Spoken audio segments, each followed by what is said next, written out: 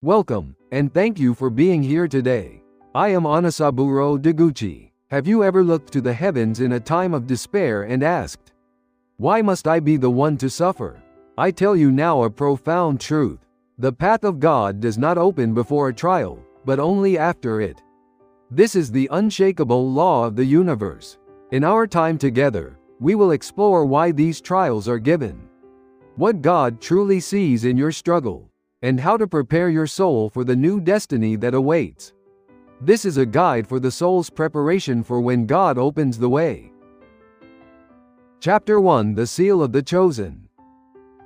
If you find yourself now in a place of inescapable sorrow, crying out to the heavens, asking why this particular hardship must fall upon you, then I shall give you an answer. It is because your soul is at a great turning point, poised to ascend to a higher plane of existence. Understand this well. Before a human being receives life in this world, their soul willingly draws up a blueprint for their life, a sacred map of their destiny. On that blueprint is written a grand plan for spiritual training, what walls you will face, at what time, and how you will overcome them to polish your soul. The suffering you now endure is not a punishment given to you by a cruel God. It is a challenge that your own soul chose, that you yourself desired before birth, in order to grow. Know that your suffering is the fulfillment of a vow, a promise your soul made to itself. And God is never a merciless being. No matter how immense and cruel the wall of your suffering may appear, God knows that its height is perfectly balanced with the strength that lies within you. God never prepares a wall that a person cannot overcome. If that wall now towers before your eyes, it is irrefutable proof that your legs, your arms, and your soul are already equipped with the power to climb it. If you did not possess the strength to overcome the wall, it would never have appeared before you in the first place. You may ask, why now? Why does this trial come at this moment? The answer is that your soul's growth has reached its limit, and this is the signal that you are ready to break free from your old shell. One cannot put on new clothes until the old ones are shed. The pain you feel is the agony of birth, the sound of a hard shell cracking from within. During this time, God is not merely watching to see if you succeed or fail. What God is most intently observing is how you maintain your heart, how you respond to the suffering, your inner readiness, the settling of your spirit. Will you open your heart to despair, or will you seek the light, determined to learn from this trial, no matter what? This disposition of your heart is what is being questioned before the divine presence. I, too, have walked this path. In my younger days, I faced endless trials that seemed to defy all reason. For my work in faith, I was arrested and thrown into prison not once, but many times. I was treated as a dangerous element by society, and I caused great hardship for my family. In the solitude of my cell, under the scornful gaze of the world, I would often look up and cry out, "Why? Why must I be the one to suffer these indignities? What have I done to deserve this?" Have you not felt this way in your own life? When sickness weakens your body, when fortune turns its back on you, when those you trusted betray you. It is the cry of every human heart in the depths of despair. But through those very trials, I came to understand a profound truth. The suffering was not a punishment. It was a sacred preparation. It was forging my soul for a purpose far greater than I could have imagined. Know that your suffering is a calling, a loving summons from God, beckoning you toward your next stage of being. When the trials and tribulations that befall you seem heavier and more unjust than those of others, you may curse your fate and doubt whether you have been abandoned by God. But I say this to you: the deeper the suffering, the higher the possibility that your soul has been chosen by the divine, that you are an emissary entrusted with a great mission. Why does God place such heavy burdens upon certain people? The answer lies in the rank of the soul, its spiritual capacity. Every soul born into this world carries with it a certain amount of karma, from past lives that must be resolved, and a spiritual role that it is destined to fulfill. A chosen soul, a soul with a great mission, descends into this world having willingly, or by heavenly decree, shouldered a burden far heavier than the ordinary. This heavy burden is not given to destroy or crush you. I assure you, it is not. It is a sacred forging, a divine tempering meant to shape your soul into a vessel capable of receiving and holding a vast and brilliant light. Consider this: a common teacup can be made by firing simple clay. But a golden chalice, fit to adorn the altar of a king, must be thrust into the fiery furnace time and time again, until every last impurity is burned away, and it gains its true brilliance and strength. Your suffering is that very furnace, that scorching crucible. Only those who pass through this profound anguish can truly understand the pain of the world and empathize with the suffering of others. One who is destined to stand above others and guide many souls cannot be forged in an ordinary life. The tears you have shed, the betrayals you have tasted, the despair you have experienced, all of it becomes a reservoir of light that will one day save many who are weak and lost. God gives the deepest and most severe trials to those to whom a great mission is entrusted.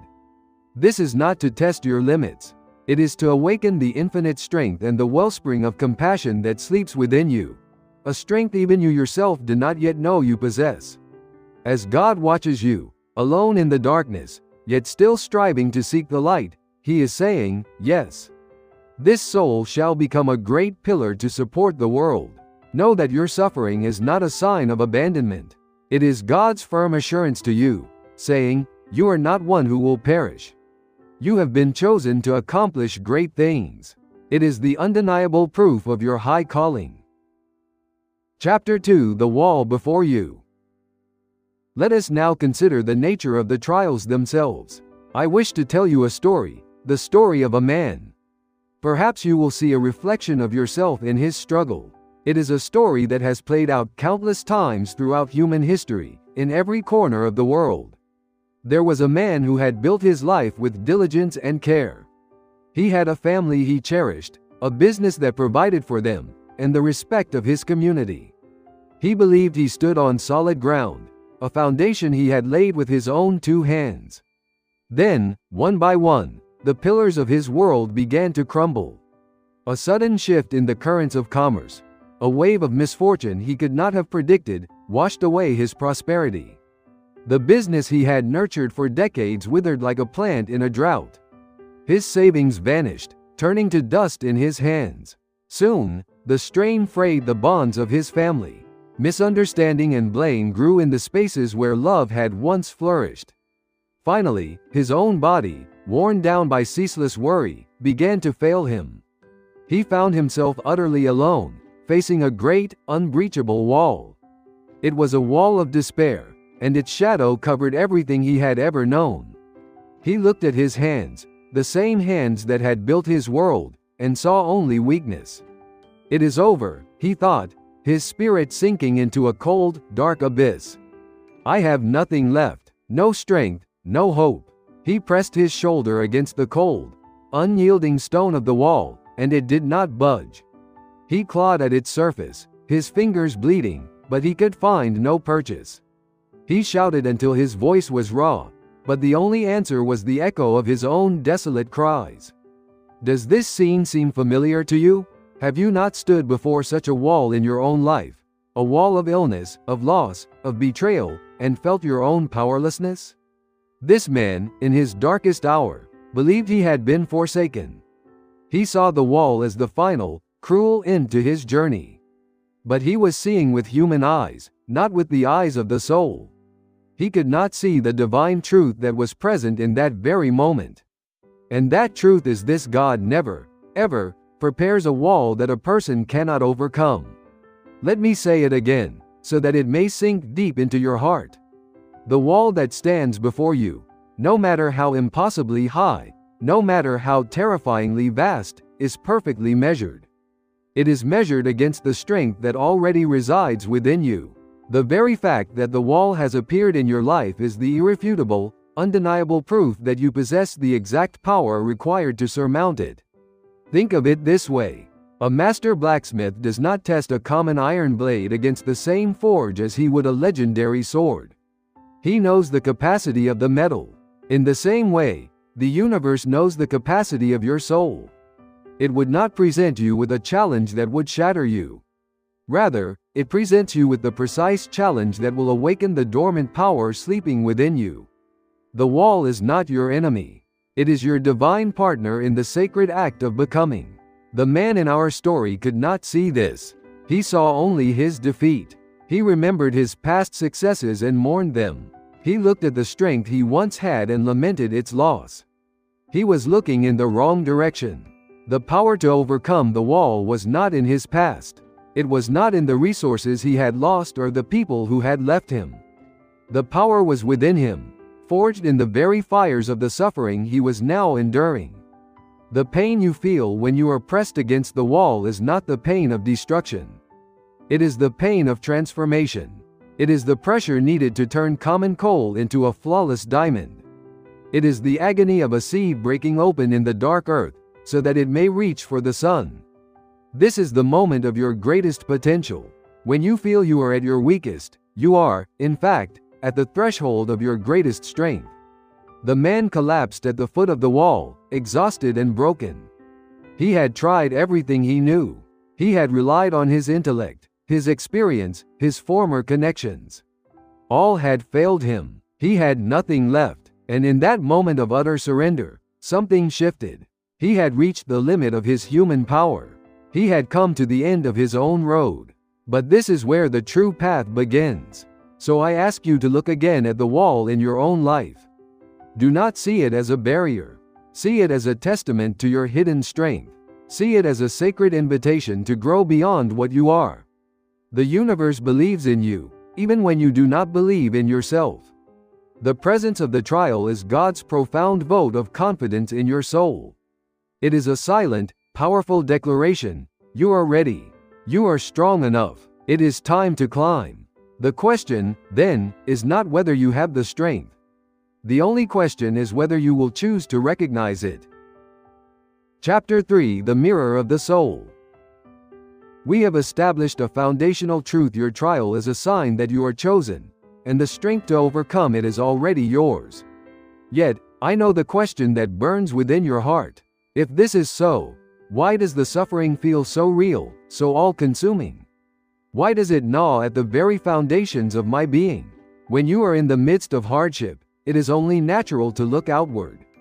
You look at the event, the illness, the financial loss, the betrayal, and you name it as the source of your pain.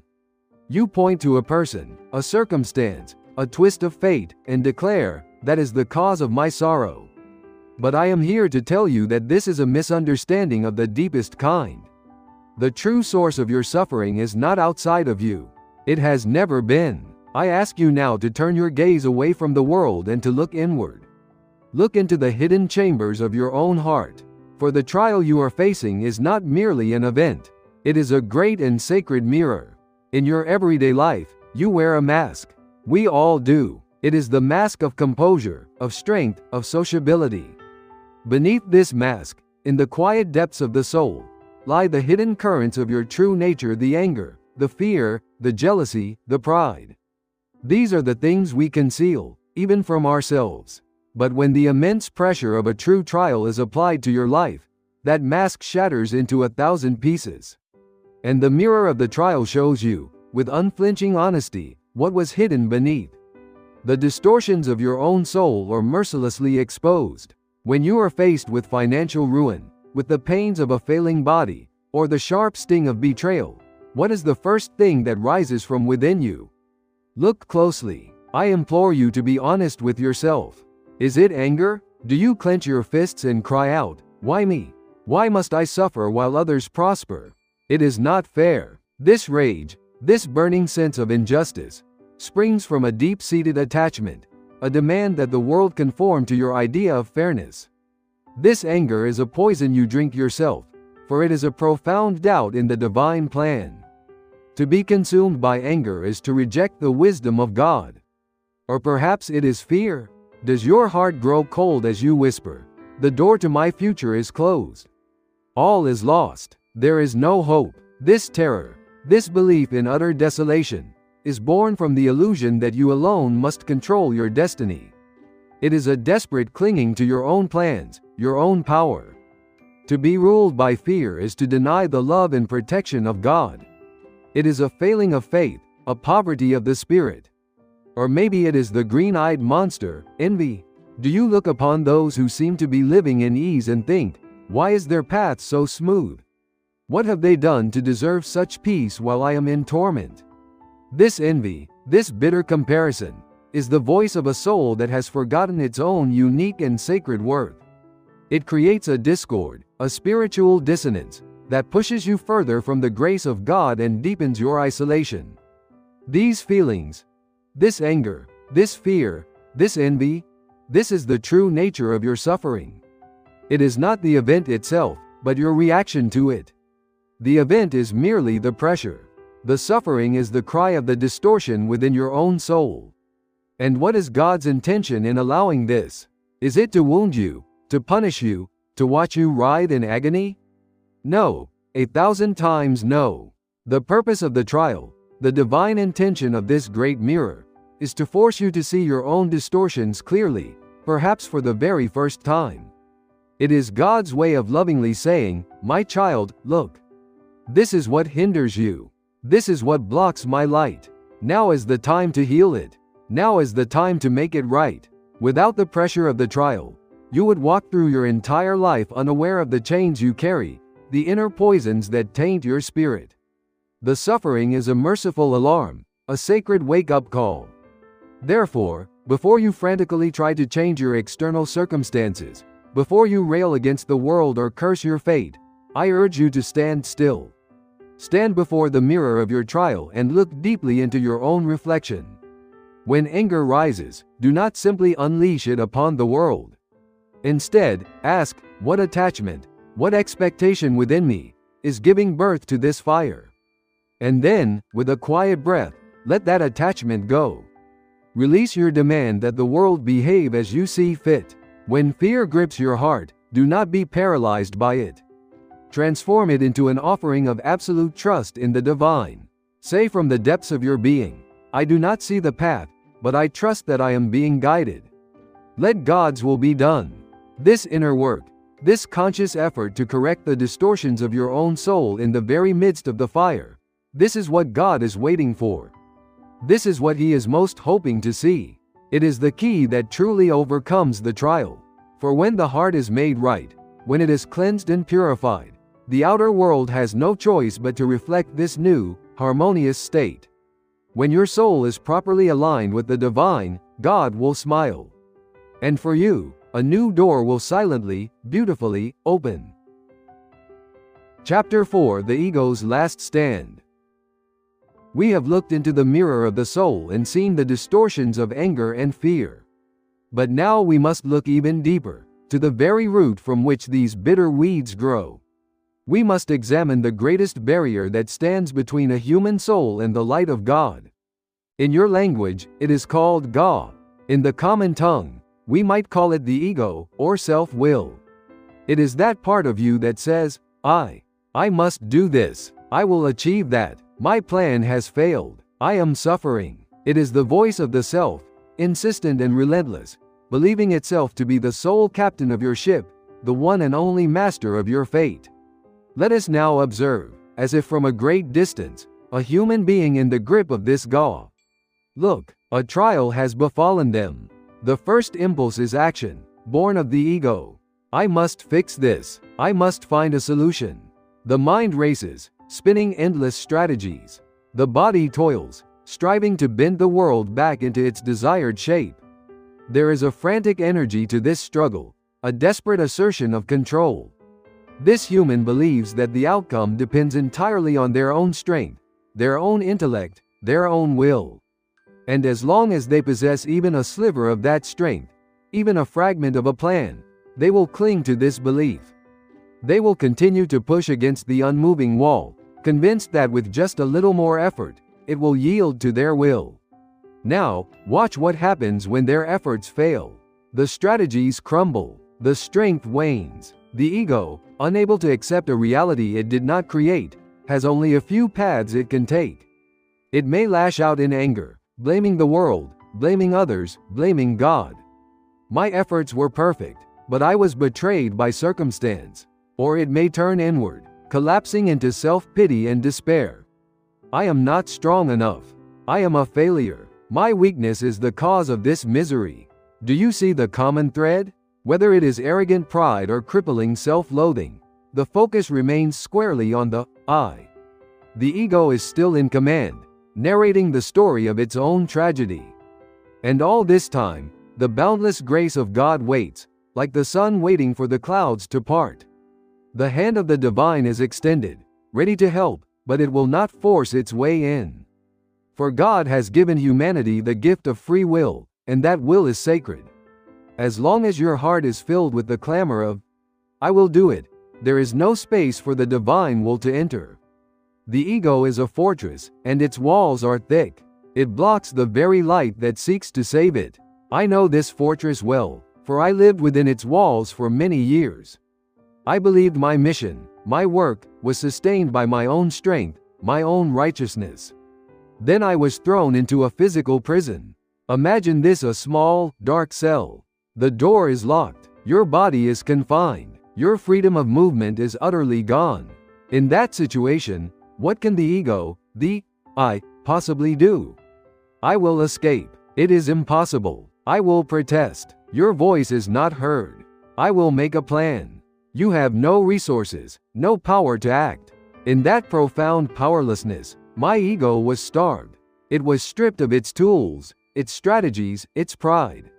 All of the things I thought defined me, my role, my actions, my reputation, were taken away. My physical body was bound, a prisoner of the state.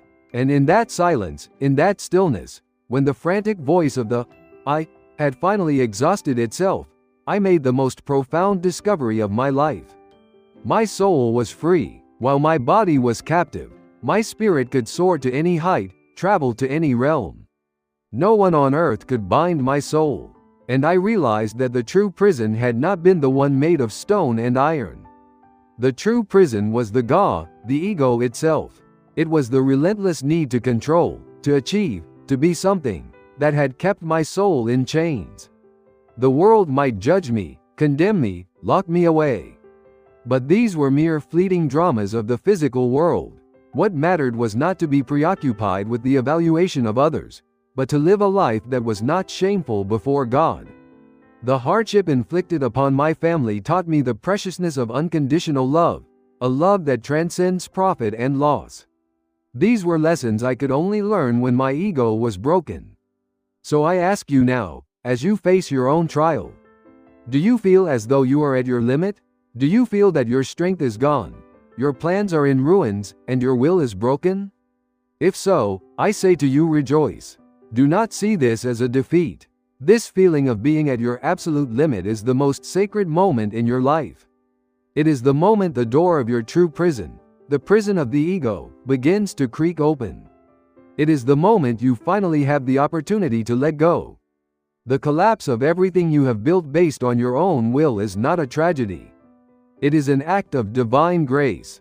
It is God clearing away the false foundation you have built, a foundation built on the shifting sands of ego. God cannot build a new temple of light on top of old, crumbling ruins. He must first clear the ground. The utter darkness you experience at the bottom of your despair is the darkness of proximity. The shadow cast because God is standing closer to you than ever before, ready to lift you up into a new light. The cry, I can do no more, is not a cry of failure. It is the purest, most powerful prayer the soul can utter. It is the beginning of true freedom. Chapter 5: The Art of Surrender. You now stand at the precipice. Behind you lies the ruin of your own making, the wreckage of a fortress built by the ego. You have seen the futility of your own strength, the exhaustion of your own will. You have reached the limit. And so, you ask the most vital question of your spiritual journey: what now? If I can do no more, what is left to be done? I say to you, do not move. Do not strive. Do not grasp for another plan. The next action is not an action at all.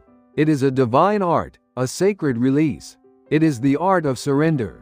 Now, I must be clear, for the human mind easily confuses this sacred art with its pale shadow. To surrender is not to give up.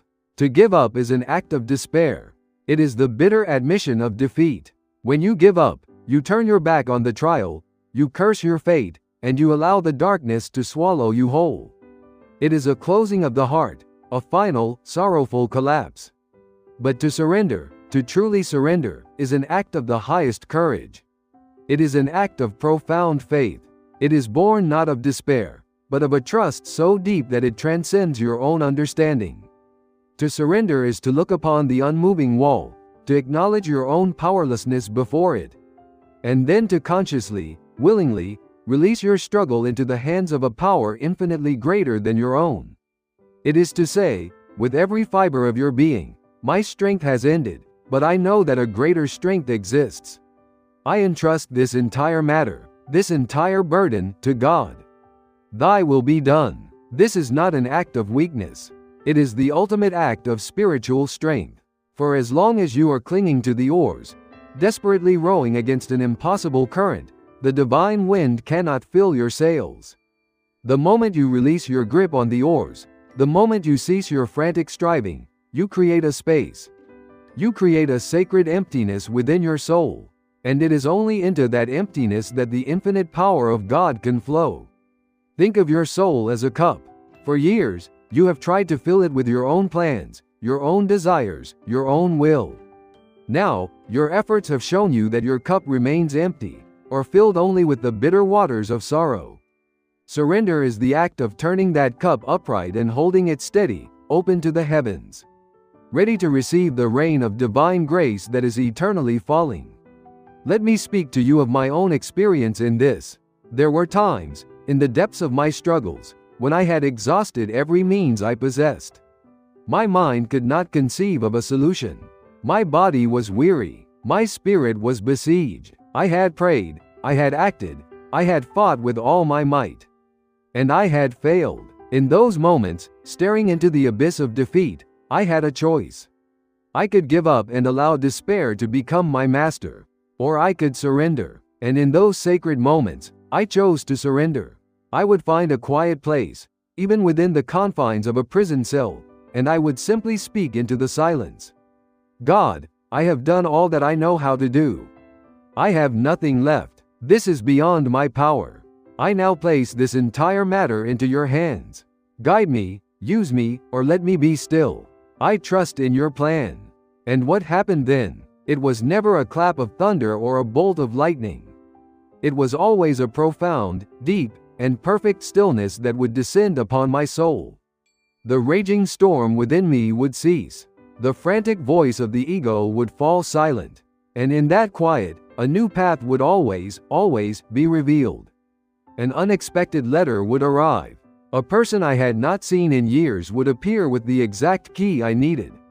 A new idea, one that had never occurred to me, would blossom in my mind as if planted there by an unseen hand. These were not coincidences. They were the direct and immediate result of opening the floodgates of my soul and allowing the river of divine will to flow through me. Look to the world of nature, for it is our greatest teacher in these matters. Consider the farmer. He wishes for a bountiful harvest. That is his desire. He can till the soil. He can plant the seed. He can provide it with water and tend to the weeds. These are the actions he can take, the things that are within his power. But can he force the seed to sprout? Can he command the sun to shine or the rains to fall in perfect measure? Can he paint the petals of the flower with their vibrant colors or bless them with their unique fragrance? No, he cannot. The human being can only perform his part of the work. The miracle of life, the blossoming of the flower, the ripening of the fruit, this is the work of God. The farmer's success depends on his partnership with this greater power. He must do his work, and then he must surrender the result to heaven. He must trust. Your life is the same. You must do your part. You must act with sincerity, with courage, with a pure heart. But the outcome, the blossoming of your efforts, is not yours to control. You must learn the art of surrendering the result. What is the burden you are carrying this very moment? What is the problem you are trying to solve with the frantic energy of your own mind? Have you truly done all that you can? If you have, Then I invite you now to practice this sacred art. Stop pushing. Stop striving. Stop fighting the current. Let go of the oars. Lift your empty hands to the heavens and whisper, "It is in your hands now." Do not be afraid. When you release the lesser power of your own will, you make way for the immeasurable power of the divine. Watch and wait. In the stillness that follows, a new way will be shown. A path you could not see before will appear before your very eyes, shimmering like a thread of light in the morning mist. Chapter 6: The Sacred Silence. You have passed through the fire. You have stood before the unmoving wall. You have looked into the soul's unforgiving mirror. You have wrestled with the great ego, the stubborn I, and you have learned the sacred art of letting go.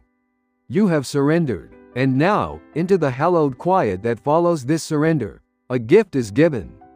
A reward is bestowed upon the soul that has endured.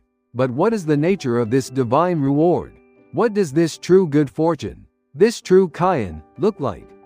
Perhaps you imagine a sudden shower of gold, a miraculous reversal of worldly circumstance. Perhaps you envision the doors of fame and honor swinging open before you, the applause of the world finally validating your long struggle. Many people believe that this is the sign of God's favor, a loud, dramatic, and visible success.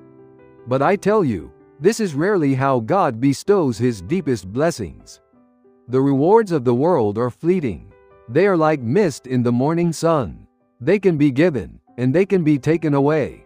They satisfy the ego, but they can never quench the deep thirst of the soul. The first and most certain reward, the truest sign that your fortune has turned, is far more subtle, far more profound. It is a gift that no one can ever take from you. It is the arrival of a sacred silence within your own heart. It is a profound and unshakable peace. After the storm of your trial has passed, have you not noticed it? A moment, perhaps, when you awaken in the morning, and for no particular reason at all, a feeling of deep gratitude washes over you. Tears may well up in your eyes as you simply breathe the morning air, and you whisper, "Ah, thank you. Thank you for this day." Or perhaps you are drinking a simple cup of tea, and you suddenly become aware of its warmth, its fragrance, its humble goodness, and your heart is filled with a quiet joy. You may look upon a common flower growing by the roadside, a flower you have passed 1,000 times without notice, and see in it the breathtaking miracle of creation, the artistry of God's own hand. What is this? What is this profound shift in perception? It is the sign. It is the proof that your soul, having been shattered by the trial and emptied of its ego, has now been cleansed. The dust and grime of your inner distortions have been washed away, and you are now filled with a clear and sacred light. And because your soul is now in this pure state, you are able to receive the countless blessings and mercies hidden in ordinary life, blessings that were always there, but which you could not see before. That which you once took for granted, the health of your body, the roof over your head, the food for the day, you now understand to be a continuous miracle, a ceaseless expression of divine love. This state of being, this heart that overflows with gratitude for the mundane, this is the silent answer from God. It is His loving message, whispered directly to your soul. You have endured well. Your soul has been purified. You are no longer alone. This inner peace is the evidence that your soul's vibration is now in perfect harmony with the vibration of God. And as long as you live in this state of harmony, you will no longer emit the spiritual dissonance of misfortune. Instead, you will become a magnet, effortlessly drawing to yourself only good connections, good tidings, and a good and gentle flow of life. The one who cherishes this inner peace above all worldly success is the one who will truly enjoy the fortune that is aligned with God's will. Let me share with you something I have seen. In my life, I have been granted what some might call spiritual sight. I have been permitted to glimpse the world of spirit, the realm to which we all return. And what I saw there was a world of indescribable beauty, a world overflowing with a compassion that this earthly realm can only dimly reflect. And the most astonishing thing was this: in that world, the concept of age, as we know it, scarcely exists. Here on earth, as we count 60 or 70 years, Our bodies weaken, our memories may fade. But it is not so in the world beyond. There, the soul is eternally young, eternally learning, eternally growing. The weariness, the decay you may feel in your physical body now, is but a temporary condition of this earthly sojourn. Your true self, your soul, is ageless and will continue its journey forever. The sacred silence you find in your heart after a trial is a foretaste of that realm. It is a small piece of heaven, brought down to earth within you. When your heart is at peace, you are experiencing the true nature of your eternal soul. This state of being, this inner kingdom of peace and gratitude, is the beginning of what the ancients have called Moroku no Yo, the world of Moroku. Moroku is the name of a great being of compassion, foretold to appear in the future to bring salvation to the world. But you must not think of this world of Moroku as merely a distant, future paradise.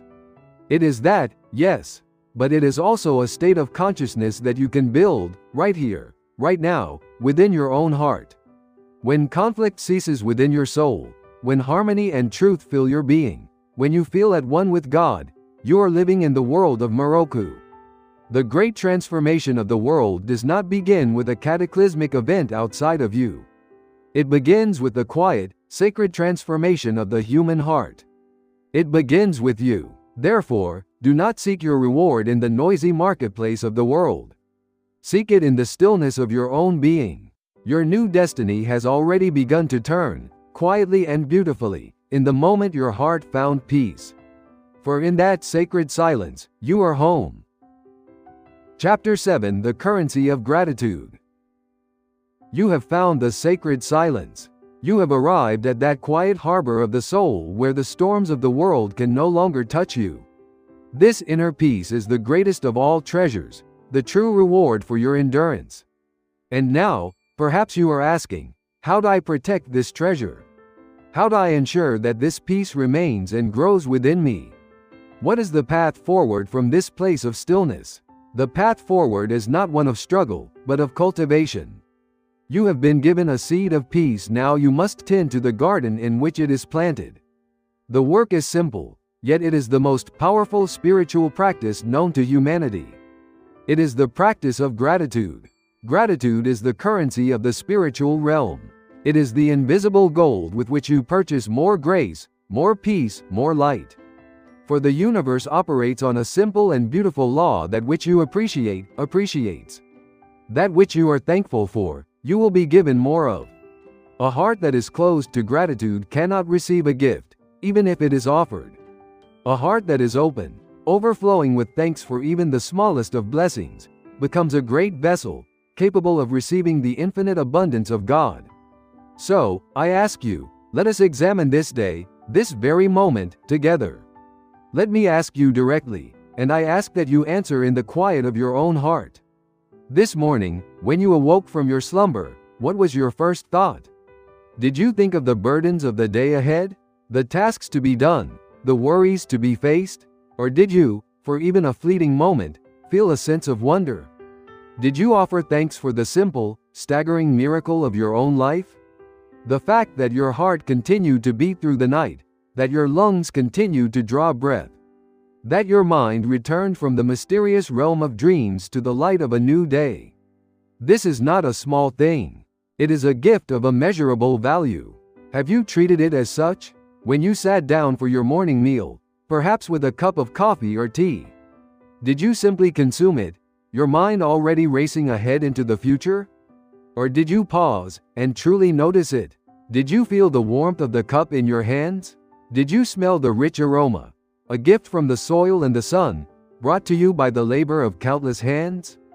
Did you give thanks for the nourishment that would become your life force, your energy for the day? In that single cup, in that one piece of bread, lies the condensed mercy of heaven and earth. To be unaware of this is to walk through a treasure house with your eyes closed. As you go about your day, what do you see? Look out your window now. What is there? The sky, perhaps, with its shifting clouds and its endless depth of blue. A tree, standing in silent testament to the passing of the seasons. The faces of people passing by, each one a universe of experience, of sorrow and of joy. These are not merely background scenery for the drama of your life. They are love letters from God, written in a language of breathtaking beauty, offered to you in every moment. Have you been reading them? A person who has forgotten how to give thanks for small things will inevitably lose sight of the great blessings as well. Their world will shrink, and they will see only lack, only what is missing. But the person who cultivates a heart of gratitude, who finds reason to give thanks in the blowing of the wind and the kindness of a stranger, will find that their world expands. They will begin to see blessings everywhere, and to them, even greater blessings will be given. This is not a mere belief. It is a spiritual law, as certain as the rising of the sun. You may say to me, "But my life is filled with hardship. My body is in pain. My finances are in ruin. What have I to be thankful for?" And I say to you, it is in the darkest night that the practice of gratitude becomes your brightest star. It is precisely when the blessings are hardest to find that the act of searching for them becomes your salvation. Even in the deepest suffering, can you not find one small thing? The memory of a loved one's smile? The loyalty of a pet? The strength that has carried you this far? The very breath that still flows in and out of your body? Find that one small thing. Hold it in your mind. Water it with your sincere and heartfelt thanks. And I promise you, from that one tiny seed of gratitude, a great tree of strength will grow. It will provide you with shade in the burning sun of your trials and give you the courage to continue. I have seen it many times. People who were at the very bottom of despair, who had lost everything the world considers valuable.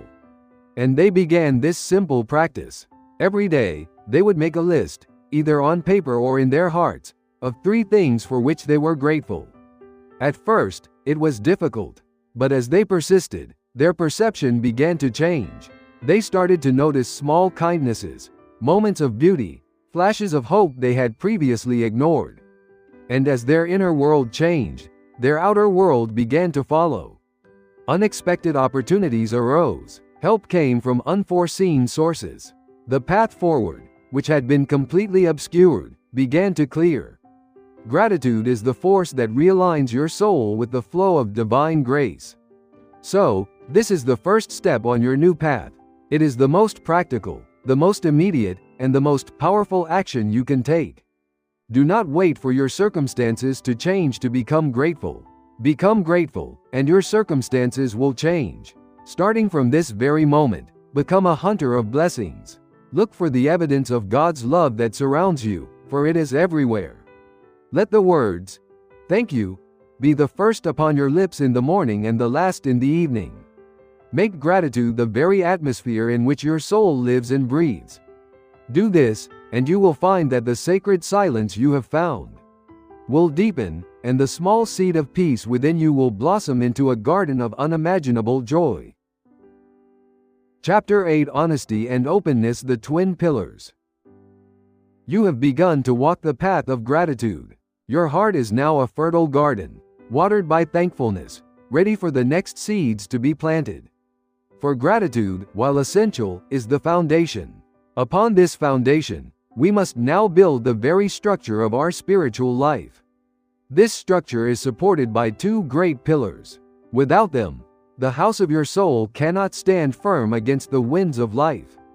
In my land, we have words for these pillars that carry a deep spiritual resonance. The first is Sunao, the second is Shojiki. These may seem like simple virtues, the kind of moral lessons taught to children.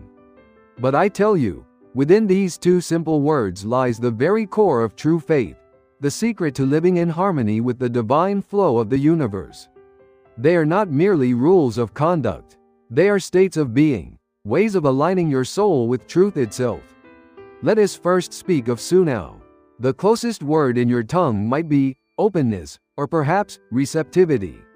It is the quality of a heart that is like a clear, calm lake, reflecting the sky exactly as it is, without distortion. Sunao is the willingness to receive the guidance of God, as it is given, without filtering it through the narrow lens of your own intellect, your own desires, or your own fears. The ego, the ga, is always resisting. It says, "But this is not my plan. This cannot be right. I know a better way. The heart that is Sunao is quiet. It listens. It receives. It trusts. Now, let us speak of Shojiki. This is often translated as honesty, but its meaning is deeper. It is not merely about refraining from telling lies to others. It is about being true to your own soul. It is the state of integrity, where your inner self and your outer self are in perfect alignment. Your thoughts, your words, and your actions are all reflections of the same inner truth. There is no pretense, no mask, no hidden agenda. The heart that is Shojiki is transparent, like clear crystal, allowing the light of God to shine through it without obstruction. To illustrate the power of these twin pillars, let me tell you a simple story of two men. They both faced a similar trial. A great storm came and swept away their livelihoods, leaving them with nothing. Let us call the first man Jiro. Jiro's heart was filled with the ego's pride and cleverness. It was not Sunao. When the storm came, his first thought was, I must recover this myself. I will show everyone my strength. Help was offered to him by his neighbors, but he refused it, saying, I am fine, I do not need your pity. This was not Shojiki, it was a lie born of pride. He devised a clever plan to get back on his feet quickly. A plan that involved cutting corners and making promises he was not sure he could keep. He presented a brave face to the world, while inside, his heart was consumed with fear and shame. Now let us look at the second man, Saburo. Saburo's heart was simple and open. It was Sunao. When the storm came, he wept. He did not hide his sorrow.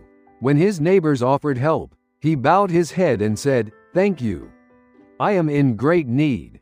Any help you can offer is a blessing from God. This was Shojiki. He had no clever plan. His heart was quiet. He simply listened for guidance. An idea came to him, not a grand scheme, but a small, humble step to clear the debris not just from his own land, but from the road that served the entire village. It seemed like a thankless task, a detour from his own recovery. But his heart felt a quiet rightness in it, and he accepted this guidance without question. Now, let us observe what happened. Jiro, with his clever plan, found himself entangled in a web of his own making. His dishonesty was discovered. People lost trust in him. His pride isolated him, and his secret fear gnawed away at his spirit. The wall before him grew higher and more solid. Saburo, on the other hand, while clearing the common road, found something unexpected. His neighbors, seeing his selfless action, were moved. They came to join him, not out of pity, but out of respect. Together, they cleared the road, and in doing so, they discovered a forgotten spring of fresh water that had been buried in the storm.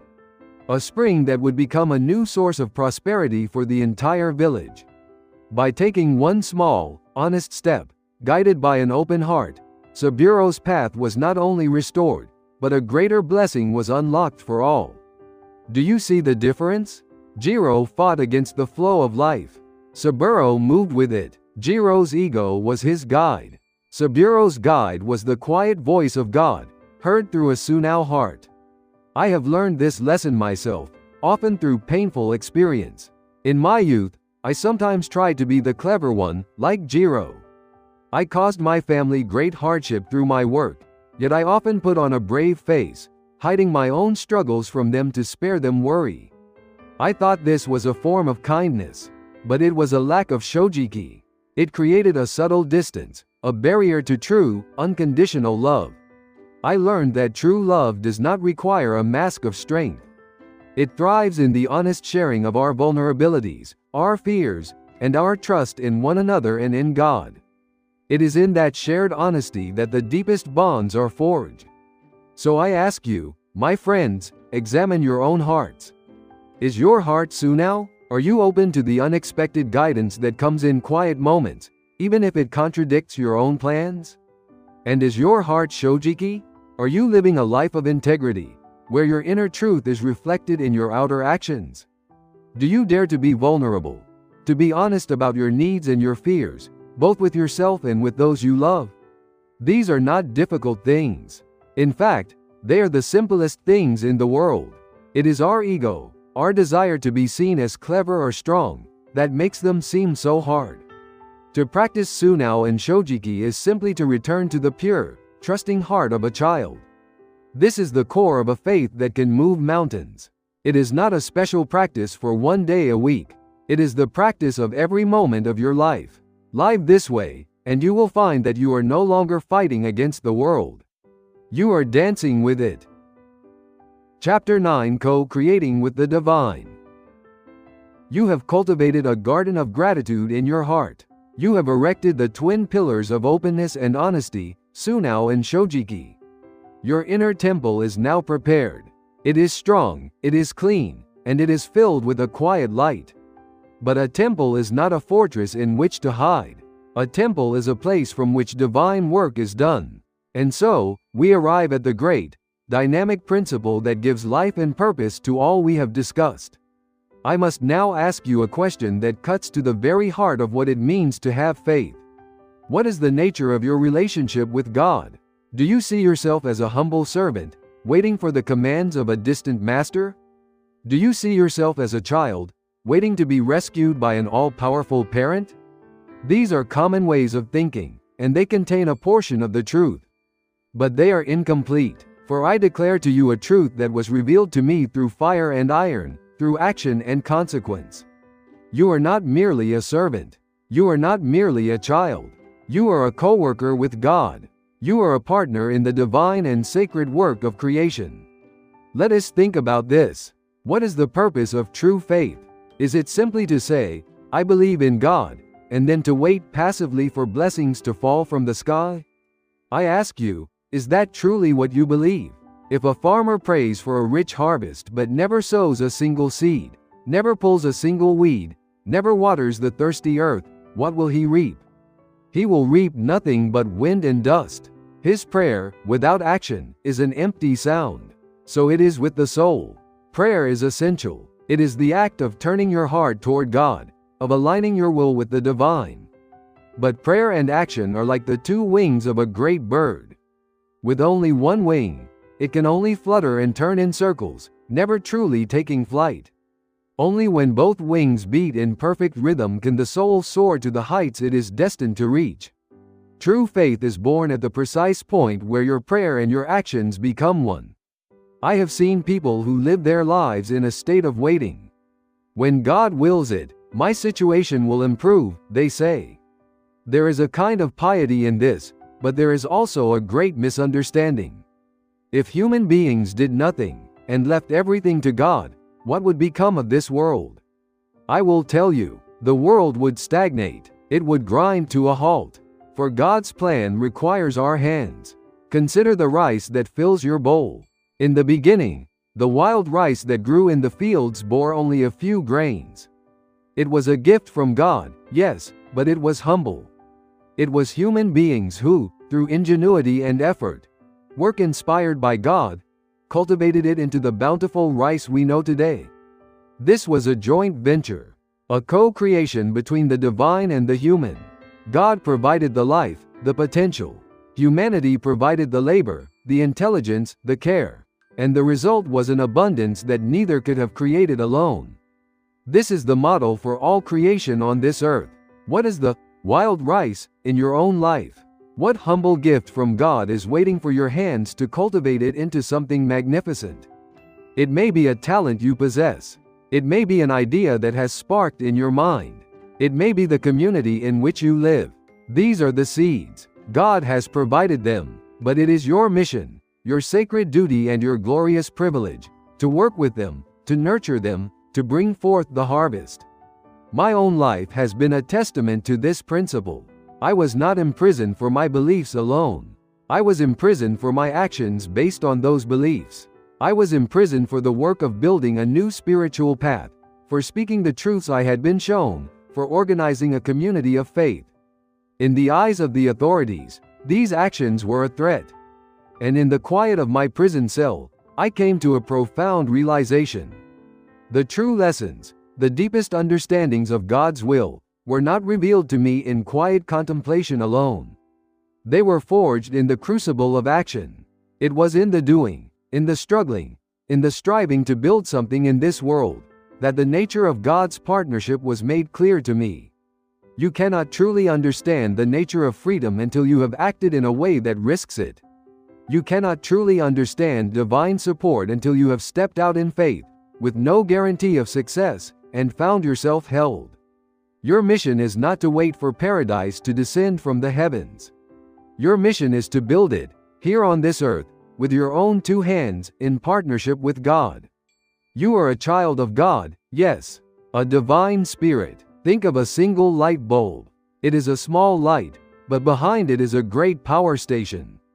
In the same way, each of us is a small light, and behind us is the infinite power of God. But a light bulb that is never switched on, never connected to the current, is of no use. Your action is the switch. It is the act of connecting your small light to the great power source, allowing the divine energy to flow through you and into the world. So I ask you, what action will you take? It does not have to be a grand gesture that shakes the world. A kind word to a struggling soul is an act of co-creation. An act of service in your community is an act of co-creation. Creating something beautiful that inspires others, a meal, a garden, a piece of music, is an act of co-creation. Any action, no matter how small, that is undertaken with a sincere heart and a desire to bring more light into the world, is the work of God. This is the great shift in understanding that turns faith from a passive belief into a living, breathing, dynamic force. You are not a spectator in God's great plan. You are a vital and necessary participant. Embrace this mission, take up your tools, and begin the sacred work of building a better world, side by side with the divine. Chapter 10: The Legacy of Hope. We have journeyed far together. We have walked the path of gratitude, which turns the soil of the soul. We have built upon it with the twin pillars of openness and honesty, Sunao and Shojiki. We have understood our sacred role as co-creators with the divine, turning our faith into living action. And now, we arrive at the final, and perhaps the most beautiful, form of this spiritual work. For the soul, once prepared, does not exist for itself alone. Its ultimate purpose is to become a light for others. This is the practice of transmitting hope. I want you to step outside of yourself for a moment. Let us look upon our own lives from a different perspective. Let us look from the eyes of the future, from the vantage point of the generations that are yet to come. When they look back at us, at this time of great confusion and change, what will they see? Will they see a generation that succumbed to fear, that despaired in the face of hardship, that cursed the darkness? Or will they see something else? Will they see a people who, even amidst the crumbling of the old world, held fast to an unshakable hope? Who, even as they aged and their bodies grew frail, continued to learn, to love, and to serve? The life you live today is not just your own. It is a message. It is a lesson. It is a legacy you are writing upon the scrolls of time. In the modern world, there is a great and tragic misunderstanding. It is the belief that to grow old is a calamity. It is seen as a process of decay, a steady march toward uselessness and the void.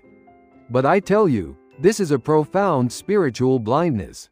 To see aging in this way is to miss its deepest, most sacred purpose. For growing old holds a spiritual value that youth, for all its vigor, cannot possess. Think, what does aging teach us? First, it teaches us humility. In our youth, we believe we can do anything. We are full of our own power. As we age, we learn our limits. Our bodies do not obey as they once did. Do you think this is a sad thing? No, it is a necessary grace. For humility is one of the most important virtues of the soul, the very ground in which wisdom grows.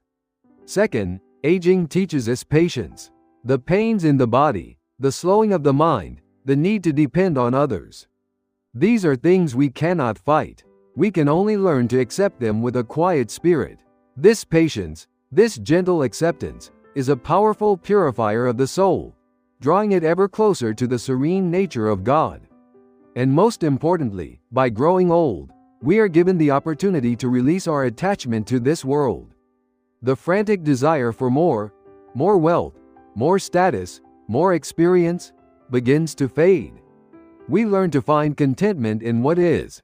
This is the soul's preparation for its great liberation, for the next stage of its journey. Do not fear growing old. It is a gift from God. I know well the wisdom that comes only with the passage of years. In my youth, I, too, pursued the things of this world. I sought to make a name, to build something great. These are not evil desires. They are natural to the human spirit. But as the years passed, as I saw friends and family journey to the next world, as I experienced the limitations of my own body, I came to a deeper understanding. I learned that the bond with my family was infinitely more precious than any amount of wealth. I learned that the trust of another person was a treasure far greater than any position of power. And I learned, through it all, the immeasurable value of love. Is this not the same wisdom that your own life has taught you? This wisdom is the gold that has been refined in the furnace of your years. It is a treasure that the young do not yet possess. You, who have lived long, are a precious lighthouse of wisdom for the younger generations. The countless hardships you have experienced, and the wisdom you gained by overcoming them, is the greatest inheritance you can leave behind. But this inheritance is not transmitted through words alone.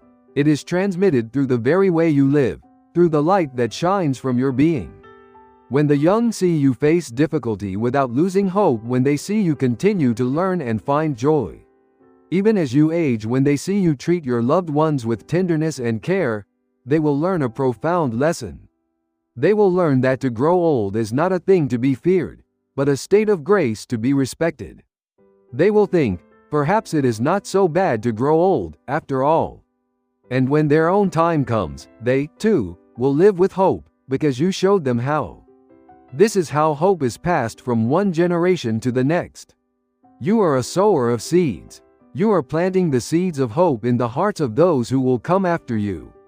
And those seeds will one day blossom into beautiful flowers, bringing joy and courage to countless people you may never meet. This is your sacred mission now. Your very existence, lived with courage and with love, can be a beacon of hope for someone lost in the darkness. Do not think your time is over. Your most important work may be happening right now. In the quiet dignity with which you live your days, in the gentle kindness you show to others, in the unwavering hope that you hold in your heart. This is not a passive existence. It is your ultimate act of co-creation. You are working with God to weave a legacy of light, a tapestry of hope that will stretch far into the future. Your life is the proof that even in the deepest winter, the promise of spring endures. I have spoken at length, and I thank you for listening. Let us remember what we have learned. God is the Creator, and you are a divine spirit, a spark of God Himself, experiencing life on earth. This life is a training ground to polish your soul. A great turning point is coming, and your mission is to work alongside God to create paradise on earth. True faith is not found in complex rituals, but in living each day with gratitude, openness, and honesty. Know this, and you shall face the future not with fear, but with hope. Your path awaits. Thank you for watching, with gratitude.